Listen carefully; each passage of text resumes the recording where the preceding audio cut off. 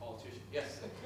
In order to try to rein in government, some of us on the centre-right in Britain have actually argued that far from abandoning faith in democracy, we should be using radical direct democracy to try to make the state much more immediately accountable to the people, and therefore to try to curtail it and in fact do the job that if we had a functioning legislature, it would actually be doing itself, and that is to rein in the ambitions of the politicians and to shrink what is defined as public policy.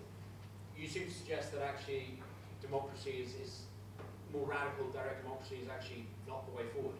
I'd be interested in your thoughts. Yeah, I mean, I think it is a strategy that will backfire. Because the principle behind it is I think, wrong.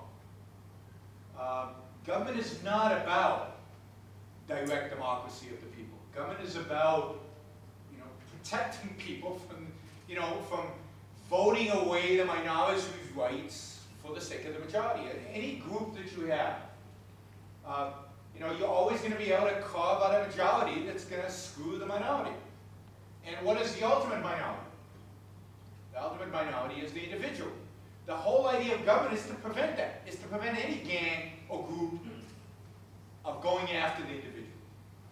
It's to protect individual rights, and therefore shrinking it, I don't think solves it, and I don't think that there's evidence to suggest, at least my experience in the US, and it might be different in the UK, any evidence to suggest that it actually practically works to shrink the role of government. So for example, in the US, there's as much rights violation going on every day at city councils in deciding whether what I should be allowed or not allowed to do on my land, on my property, whether I can open a school, where I can open a school. I was involved in opening a school at some point in Orange County, California.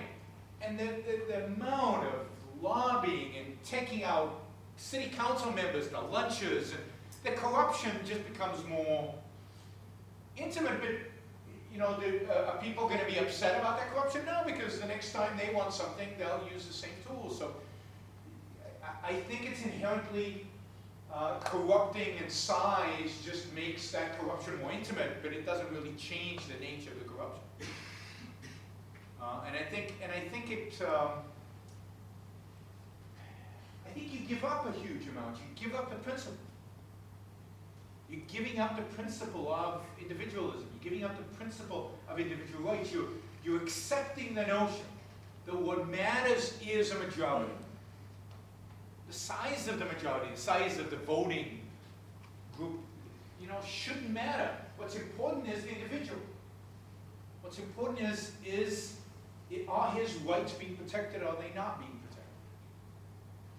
Can he use his land any way he chooses to or not? And I think that the size of the group that is violating his rights is irrelevant and plays into the hands of, the socialists who can also organize on the local level and probably get as much influence on local politics, because I think in our culture they have them all high ground, because our culture has adopted their ethics, and therefore they have much more influence with